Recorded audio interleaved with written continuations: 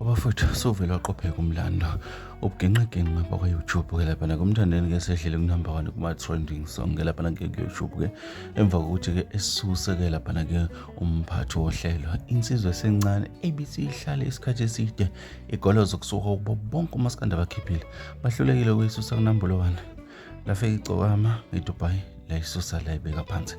Le nsizwa esencane esikhuluma ngakuthiwa umphathi wohlelo laphana-ke iphostile nayo ey'nkundleni zokuxhumana yasho yathi-ke kodwa-ke besihlalile isikhathi eside ishilo impela-ke ingakasoki ku-number 1 okukhombisa ukuthi igazi-ke belishiya ngoba ibonile iDubai ukuthi iza mawala.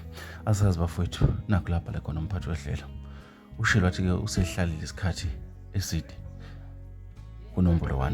Asazi-ke bafowethu mokunje ukuthi yozala nkomo-ke thina sithatha sekube njengoba kunjalo-ke umdlalo omuhle-ke wa-online mawuqhubeka uye phambili-ke ongenamsindo ongenalutho la khona izinto ezenzeka khona-ke bukhoma.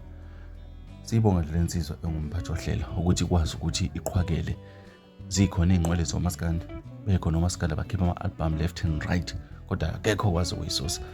Simbonga lena nomthandeni ukuthi-ke ingoma yakhe iDubai iyithathe futhi ibeke phansi insizwa engumphathi wehlelo. Hayi bafowethu kuyenzeka izinto la kumaskandi ziyenzeka. Ngifisa ukuzwa ukuphawula kwakho nayo iDubai isunombolo 1 ibheke kwi-million njengamanje kuthina okwakuphawula.